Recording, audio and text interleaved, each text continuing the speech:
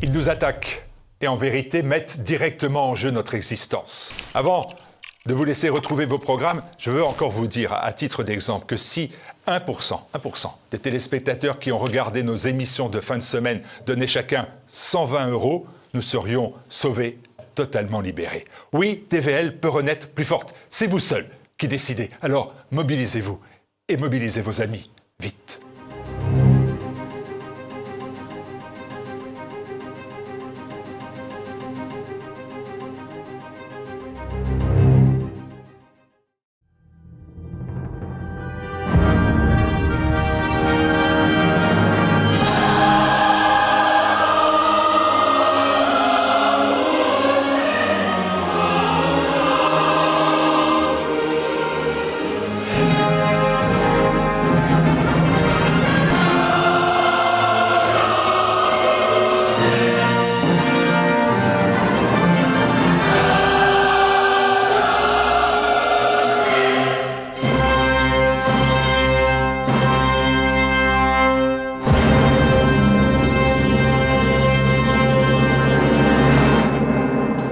Bonjour chers amis téléspectateurs, très heureux de vous retrouver pour une nouvelle édition de Terre de Mission, l'émission religieuse de TV Liberté.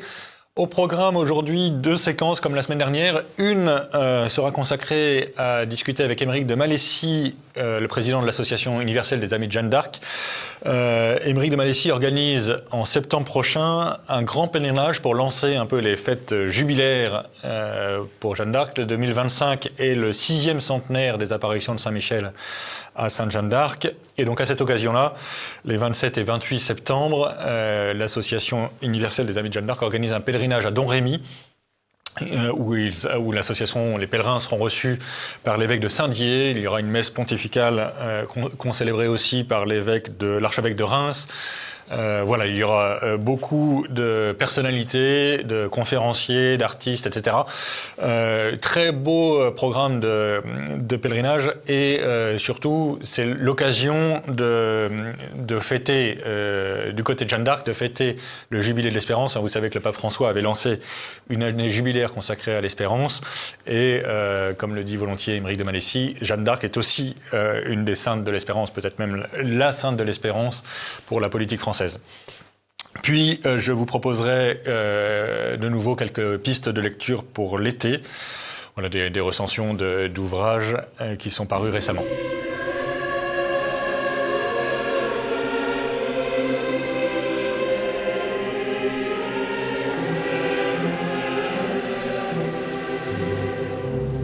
Bien, nous revenons sur le plateau de Terre de Mission et j'ai le plaisir d'accueillir Aymeric de Malessie. Bonjour Aymeric. Bonjour Guillaume. Vous étiez déjà venu sur ce plateau il y a quelques mois pour nous présenter un livre sur Jeanne d'Arc. Aujourd'hui, c'est toujours autour de Jeanne d'Arc puisque vous êtes le président de l'Association universelle des Amis de Jeanne d'Arc. Mais aujourd'hui, on va parler d'un pèlerinage pour le 600e anniversaire des apparitions de Saint-Michel à Sainte-Jeanne d'Arc. Alors, vous pouvez nous rappeler un peu les apparitions, parce qu'on sait que Jeanne d'Arc a eu plein d'apparitions. D'abord, Saint-Michel, pourquoi lui particulièrement ? Quel rôle il joue dans la vie de Jeanne d'Arc et dans la vie de la France ? Il joue un rôle essentiel dans la vie de Jeanne d'Arc. Saint-Michel, pourquoi lui ? Parce qu'il est l'ange protecteur de la France et que Dieu le missionne dans une mission très particulière qui est d'aller au secours de la France et d'aller par Jeanne d'Arc secourir la France. Mais Saint-Michel est le protecteur de la France depuis des temps très très anciens. Ça, je ne sais pas si à un moment donné où formellement on a décrété qu'il était protecteur de la France. Saint Charlemagne, je dis saint parce que Jeanne d'Arc l'évoque en tant que saint, elle a recours à lui dans son procès, mais Charlemagne a fait de Saint-Michel le protecteur de la France. D'accord. Déjà. Lui le premier, je crois, peut-être même d'autres avant. Mais enfin, et puis petit à petit ça s'est mis en place, les rois ont tous eu une grande dévotion pour Charlemagne, lui ont créé des chapelles ici ou là, enfin voilà. Donc il est le protecteur de la France. Si mes souvenirs sont bons, il y a même eu un ordre de chevalerie de Saint-Michel. Oui, qui est créé, je crois, par Philippe Auguste, mais je me trompe peut-être. En tout cas, donc Saint-Michel apparaît à Jeanne d'Arc pour lui donner, alors que c'est quand même un peu baroque de venir chercher une bergère pour ce genre de mission, pour lui donner une mission militaire. Dès le début, il parle de mission militaire ou Alors, on ne sait pas exactement le contenu des discussions entre Jeanne et Michel. Ce qu'on sait, c'est que les premières apparitions ont lieu. On ne peut pas les situer exactement. Ce que Jeanne en dit, notamment dans son procès de condamnation, puisque les juges de Rouen la cuisinent sur ce sujet, ils veulent la faire parler. Elle dit, à un moment donné, quand elle avait l'âge de 13 ans, à un autre moment, elle nous disait, c'était il y a 7 années bien passées. Donc en fait, quand on regarde les deux, ça ne correspond pas tout à fait. C'était soit en 1424, soit en 1425, vraisemblablement. D'accord. Donc vous voyez, nous avons décrété cette année que ce serait le 6e centenaire, mais on aurait pu le fêter l'année dernière de la même manière, sans trahir l'histoire, je pense. Et avec lui, alors c'est Saint Michel qui apparaît le premier, mais Saint Michel n'est probablement pas celui qui apparaît le plus à Jeanne. Notamment, elle le dit dans son procès de condamnation que c'était en fait surtout Sainte Marguerite et Sainte Catherine qui lui apparaissent. Saint Gabriel lui apparaît également, on l'oublie. D'accord. Il fait partie et d'autres anges, mais en tout cas, on l'oublie parce qu'il y a peu de questions sur Saint Gabriel dans son procès. D'accord. Mais c'est essentiellement Saint Michel. Voilà. Et Saint Michel, donc le protecteur de la France, donc, ce qui situe tout de suite le rôle, je dirais, la place particulière que tient la France dans le plan de Dieu. D'accord. Et alors, donc, pour fêter ce 6e centenaire, vous organisez un grand pèlerinage. Donc, c'est l'association des Amis de Jeanne d'Arc qui organise ça ou Oui, c'est l'association universelle, en lien, bien sûr, avec le diocèse de Saint-Dié, dont Monseigneur Gourdon est le nouvel évêque. C'est ce que j'allais vous demander, mais vous répondez par avance à mes questions, c'est encore mieux. Je vais me mettre à la retraite tout de suite. Donc, vous organisez le 27 et 28 septembre prochain. Donc, ce qui tombe bien, c'est la vigile de Saint-Michel, si je me... Voilà, 29 septembre, fête de Saint-Michel. Justement, la date a été déterminée par Charlemagne. C'est Charlemagne qui décide de faire de ce jour-là la fête de Saint-Michel. D'accord, excellent. Et donc, vous serez à Domrémy ou Nous serons à Domrémy et dans les environs immédiats, puisque en fait, les lieux de l'enfance de Jeanne que nous proposons à nos pèlerins de venir visiter, sous la forme d'un pèlerinage, donc il y aura un petit peu de marche, mais les lieux ne sont pas très grands, donc en fait, il y a dans la journée du 27, on fera 10-12 km. D'accord. Mais c'est un peu à mi-chemin entre le pèlerinage et le festival, parce que tout au long de ce parcours que nous proposons aux pèlerins, nous organisons un certain nombre d'activités pour permettre aux pèlerins de découvrir les lieux de l'enfance de Jeanne. Donc il y a bien sûr la basilique du Bois-Chenu, il y a la chapelle de Notre-Dame de Bermond, ça constitue les deux extrémités de notre petit parcours. Et au milieu, vous avez Domrémy et Greux. Domrémy était en fait un faubourg de Greux, c'est deux petits villages, mais elle le dit dans son procès, en fait c'est à Greux qu'était l'église principale, et Domrémy est un peu un hameau de Greux, on peut dire ça comme ça, je pense. Et donc, parmi les événements du pèlerinage, il y a le fait que l'évêque de Saint-Dié célébrera la messe pour vous, ça ? Oui, enfin, pour Jeanne plutôt, mais... Alors, nous aurons le samedi après-midi beaucoup d'activités prévues sur le parcours. Il y aura des concerts, chorales, il y aura même une pièce de théâtre, c'est l'Alouette de Jean Anouilh, bien connu, qui est sur la vie de Jeanne d'Arc, qui sera jouée par une troupe belge. Nous aurons la vénération de reliques, l'anneau du Puy du Fou sera là, nous aurons une lettre signée de la main de Jeanne d'Arc, nous aurons la vénération de la statue de Notre-Dame de Bermond, devant laquelle Jeanne venait prier, c'est toujours la même statue qui est bien là. Nous aurons des conférences avec des personnalités de renom, comme Monseigneur Bruguès, qui est ancien archevêque d'Angers, le Père Lettel, enfin voilà. Le prieur de Chéméré également viendra nous parler de Saint-Michel. Donc oui, on conçoit ça un peu comme un festival. C'est un peu, en fait, si vous voulez, c'est un peu dans l'esprit du Puy du Fou, vous voyez. Oui, je vois. Puy du Fou, les pèlerins vont là où ils veulent, ils organisent leur agenda, et en fait, tout au long de la journée du samedi après-midi principalement, les pèlerins pourront se repartir comme ils le veulent sur l'ensemble des activités que nous proposons, tout en allant découvrir, s'ils font tout, tous ces lieux, c'est si important de connaître et qui sont si beaux. On a l'impression que le temps s'est figé là-bas, qu'on est encore au temps de Jeanne. Excellent.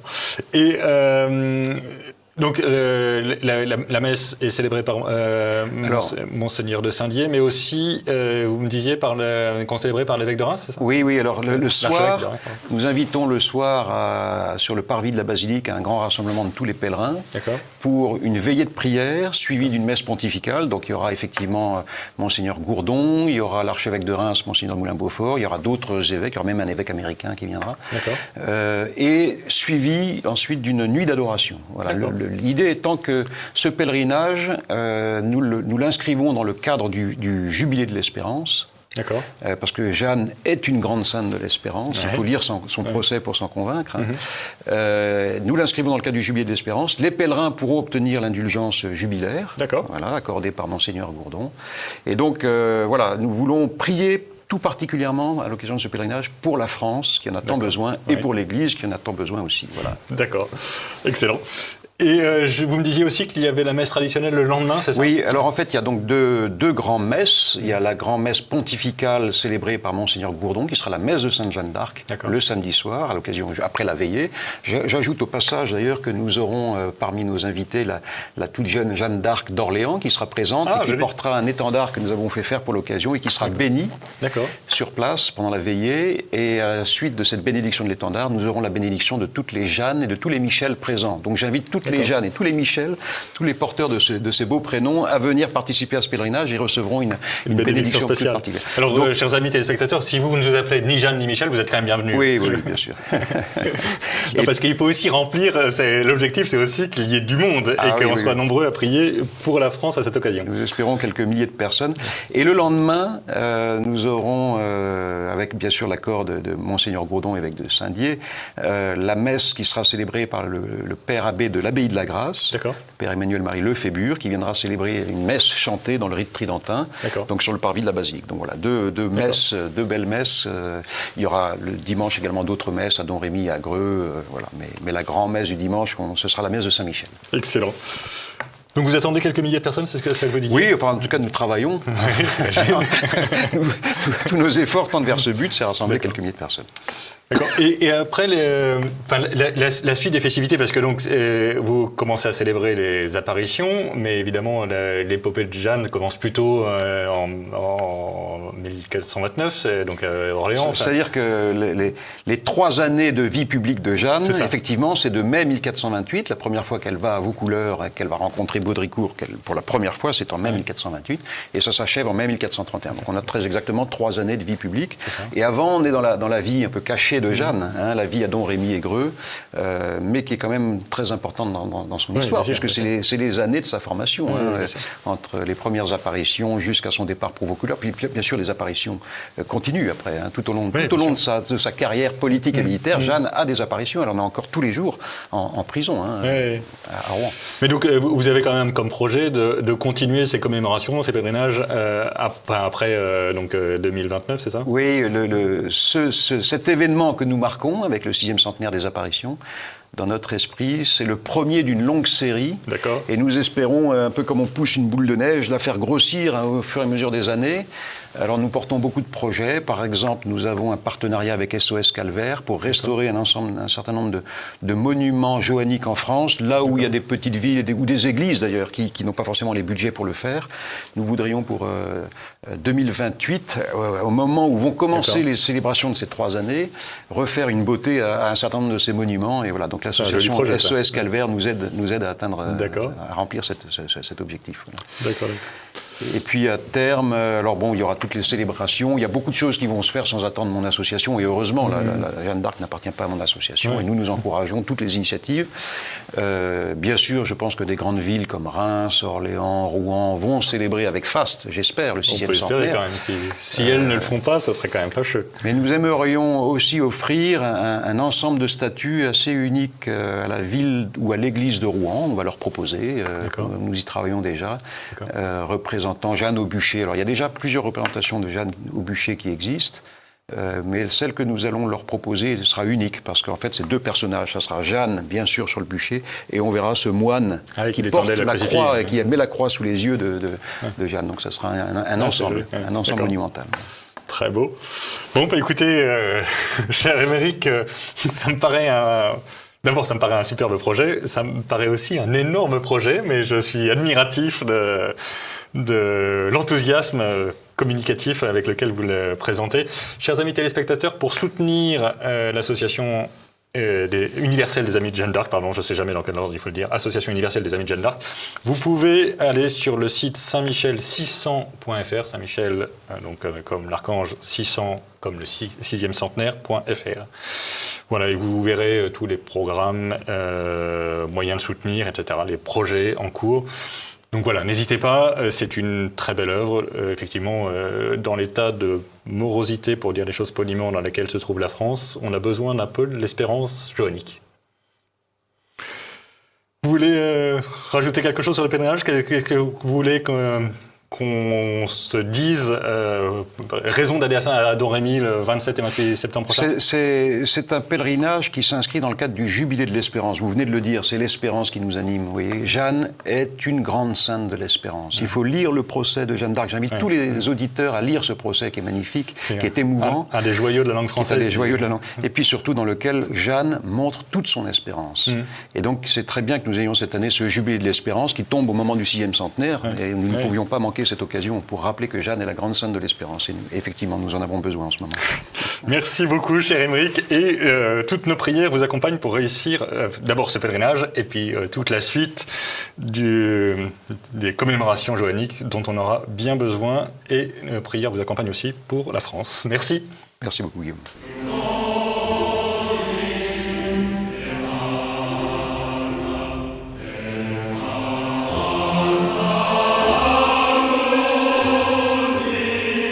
Bien, retour sur le plateau de Terre de Mission, et comme je vous l'annonçais en début d'émission, je vais vous proposer quelques pistes de lecture, notamment pour l'été.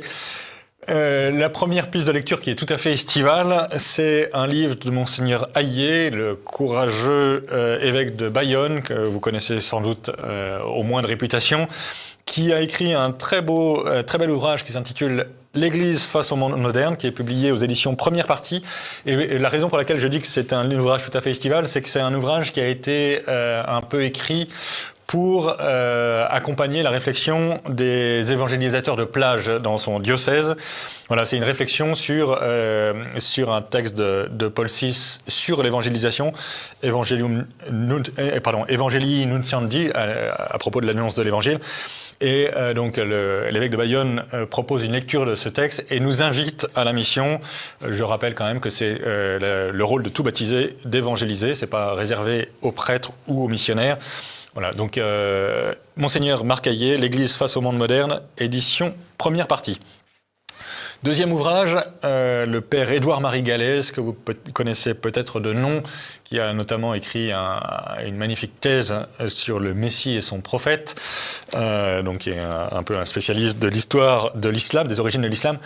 Et là, il écrit un ouvrage passionnant, Le christianisme face aux autres religions.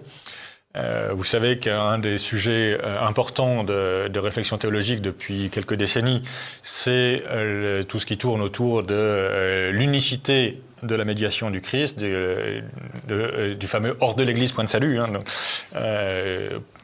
Pendant des siècles, la position des pères de l'Église, des docteurs de l'Église, c'était qu'on avait besoin du baptême pour être sauvé, et le baptême, ça se reçoit dans l'Église.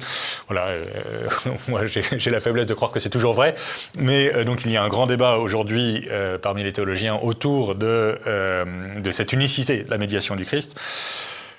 Le père Édouard-Marie Galès fait une très belle synthèse de ce qu'il connaît du sujet. Le christianisme face aux autres religions, c'est tout à fait accessible. Hein, c'est pas du tout c'est un ouvrage de très bons théologiens, mais c'est tout à fait accessible.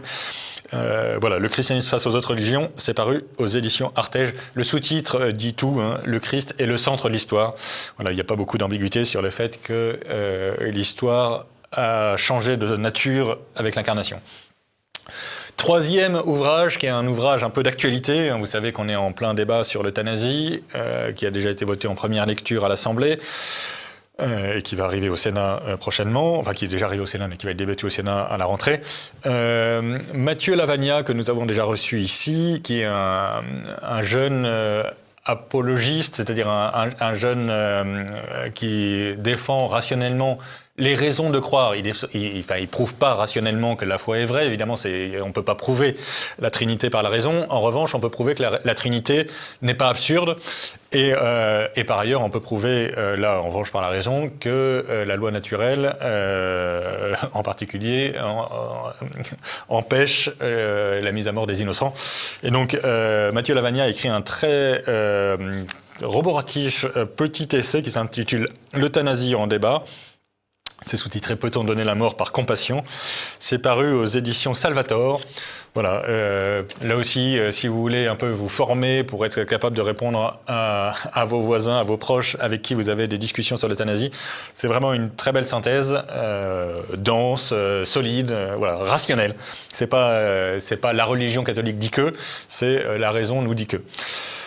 Même si j'ai rien contre évidemment la révélation catholique, je précise pour que les choses soient bien claires, mais en l'occurrence la loi naturelle est accessible à la raison.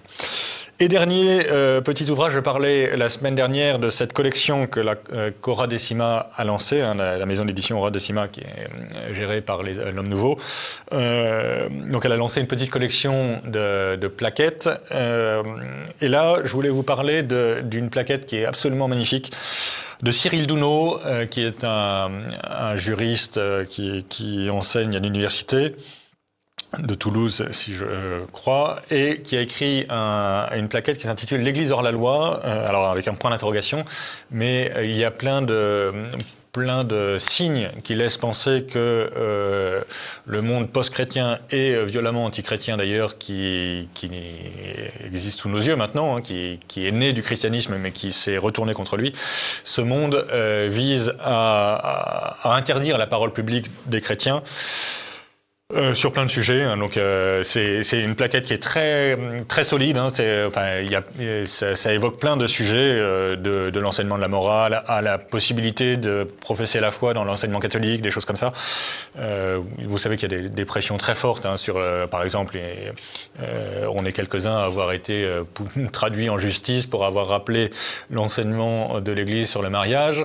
Voilà, c'est normalement dans un climat de liberté religieuse ou de liberté d'expression normale, ça devrait être un sujet de libre débat au minimum, de pouvoir dire que nous pensons que le mariage c'est entre un homme et une femme. Aujourd'hui, ça peut vous conduire au tribunal. Ça m'y a conduit 2-3 fois, enfin même un peu plus que ça. Mais voilà, ça fait partie des responsabilités des gens qui écrivent dans l'espace public. Mais il n'empêche que je pense que c'est important que tous collectivement nous soyons conscients que notre liberté religieuse en particulier, est fortement menacée et donc il est urgent que nous nous réveillons. Donc la plaquette « L'Église hors la loi » est une très belle façon de réveiller les consciences. Donc l'Église hors la loi, Cyril Douno, aux éditions Hora Decima. Ainsi s'achève notre émission. La semaine prochaine, Terre d'émission sera animée par Jean-Pierre Mogendre. Nous nous retrouvons quant à nous dans 3 semaines et d'ici là, que Dieu nous garde.